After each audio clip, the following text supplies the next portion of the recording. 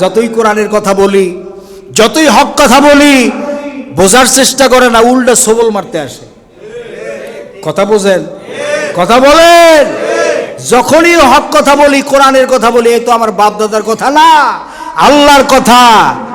আমি যখন বলি, আমরা যখন বলি আলেমরা, আলেম সমাজ, তখন দেখা যায় সমাজের, রাষ্ট্রের এক শ্রেণীর লোক কি করে? সবল মারতে আসে। সবল মারবা কতদিন?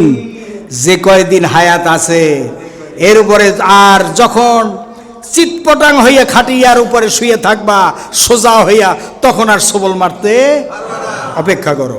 কি করো? অপেক্ষা করো।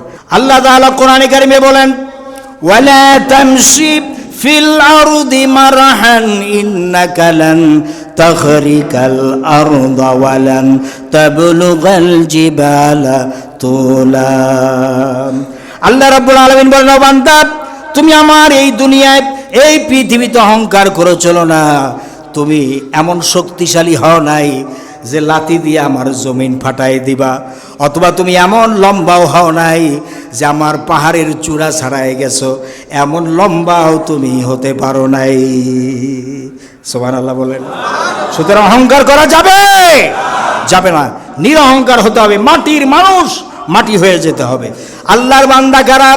ওয়াইবাদুর রহমানিল্লাযীনা ইয়ামশুনা ফিল আরদি হাওনা ওয়া ইযা খাতাবাহুমুল জাহিলুনা ক্বালু সালামা। আল্লাহর বান্দা হলো তারা, ওয়াইবাদুর রহমান, রহমানের বান্দা হলো তারা, আল্লাযীনা ইয়ামশুনা ফিল আরদি, যারা আল্লাহর জমিনে চলাফেরা করে, হাওনাও একেবারে মাটির সাথে মিশে, একেবারেই তারা মাটির মানুষ হয়ে চলাফেরা করে। ওয়াইদা খাতাবাহুমুল জাহিলুনা ক্বালু সালামা, যদিও জাহেল মূর্খ লোকেরা তাকে গালিও দেয়, মারতেও আসে, তখন সে বলবে, ভাই আমি মাপ চাই, আমি শান্তি চাই, তোমার সাথে মারামারি করব না, তোমার সাথে ঝগড়াঝাড়িতে লিপ্ত হব না, আমি তোমার সাথে মারামারি করব। সুবহানাল্লাহ বলেন। এইরকম যদি গোলাম হওয়া যায় তাহলে জান্নাত পাওয়া যাবে। সুবহানাল্লাহ। আমার ভাইয়েরা, মৃত্যুর পরে তো সবাই আল্লাহর একেবারে সোজা বান্দা হয়ে যায়, ঠিক না? কথা কয় না? একেবারে সোজা হয় কি না? একেবারে আলিফ যেমন সোজা, মৃত্যুর পরে ওই রকমই সোজা হয়ে যায়। আমি একটা দৃষ্টান্ত দিয়ে থাকি, এরকম সাপ আর ব্যাঙের ভিতরে খুব বন্ধুত্ব ছিল। একদিন ব্যাঙ তার সাপ বন্ধুকে বলে, বন্ধু তোর সব কিছু ভালো লাগে, একটা জিনিস পছন্দ হয় না। বলে কি? কয়, তুই যখন রাস্তা দিয়ে চলো তখন এইরকম আঁকা বাঁকা হয়ে এরকম চলো কেন, সোজা হয়ে যাইতে পারো না? তখন সাপের কাছে তো আছে অস্ত্র। কি আছে? অস্ত্র। বুঝেন তো, দাঁতে বিষ আছে, তো সে কামড় দিলে তো মানুষ মারা যায়, প্রাণী মারা যায়। তো সে আমার ভুল ধরতে আসছে, ফোঁস করে উঠছে, ব্যাঙ লাফ দিয়ে পড়ছে পুকুরে। পাশে পুকুর ছিল, পুকুরে লাফ দিয়ে পড়েছে। লাফ দিয়ে পুকুরে পড়ে একেবারে পানির অতল তলদেশে চলে গেছে ব্যাঙ। এখন সাপও পিছে পিছে লাফ দিছে, ব্যাঙ বন্ধুরে সবল মারবে, সে ভুল ধরতে আসছে কেন। তো এক পর্যায়ে সে ঘুরে খুঁজতেছে, পুকুরে সাঁতরাচ্ছে আর খুঁজতেছে, বন্ধুরে আর খুঁজে পায় না, কারণ ব্যাঙ বন্ধু কোথায়? একেবারে তলদেশে গেছে। কোথায় গেছে? তলদেশে যে লুকিয়ে আছে। তো এখন যতই খোঁজাখুঁজি করে আর পায় না, না পাওয়ানে এদিকে তো সে সাঁতরাচ্ছে, ওই পুকুরের চতুর্পাশে ঘুরতেছে আর সাঁতরাচ্ছে। এক পর্যায়ে ওই পুকুরের পাশ দিয়ে হেঁটে যাচ্ছিল এক কৃষক রাখাল, তার হাতে ছিল মহিষ পিঠানো লাঠি, এরকম লম্বাকৃতির মহিষ পিঠানো লাঠি ছিল।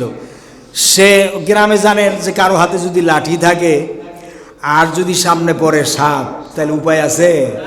উপায় নাই। ওই লাঠি দিয়ে সাপের মাজার উপরে মারছে বাড়ি, একবারই তো সাপ তো আর লড়তে পারে না। পরে লাঠি দিয়ে উঠাইছে রাস্তায়, উঠাইয়া সাপের মাথাটা আচ্ছা মতো পিটাইয়া শেষে রক্ত বের করে দিয়ে সাপ যখন মারা গেছে, তখন রাস্তার উপরে টান টান করে সোজা করে শোয়ে রেখে, গ্রামে যেগুলো আমরা ছোটো সময় দেখেছি এরকম হয়েছে, বাস্তব ঘটনা, তো সোজা করে শোয়ে রেখে চলে গেছে কৃষক, বাড়িতে চলে গেছে। ওদিকে অনেকক্ষণ পরে ব্যাং পানির থেকে উঠে দেখে যে সাপ বন্ধুর দেখে কিনা, দেখে যে কোথাও দেখে না, লাফ দিয়ে উঠছে রাস্তায়, উঠে দেখে তার সাপ বন্ধু রাস্তার উপরে সোজা হয়ে শুয়ে আছে। কি হয়ে শুয়ে আছে? সোজা হয়ে শুয়ে আছে।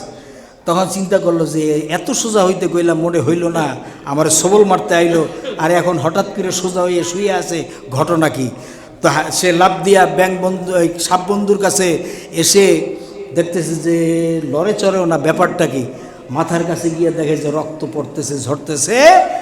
এক পর্যায়ে বুঝে ফেলেছে যে বন্ধু আর এই দুনিয়ায় নাই, এই জন্যই সোজা হয়ে গেছে, এজন্যই সোজা হয়ে গেছে।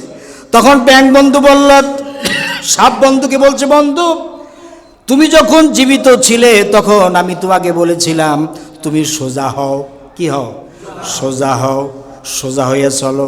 কিন্তু তুমি তো সোজা হও নাই, আমারে আসছো সবল মারতে, কিন্তু এখন সোজা হইছ মরার পরে। কিসের পরে? কিসের পরে? মরার পরে সোজা হইছ। আমাদের অবস্থা এরকম না এর ব্যতিক্রম? এরকম কি না? আমরাও জীবিত থাকতে কেউ সোজা হইতে রাজি না। যতই কোরআনের কথা বলি, যতই হক কথা বলি, বোঝার চেষ্টা করে না, উল্টা সবল মারতে আসে। কথা বোঝেন? কথা বলেন।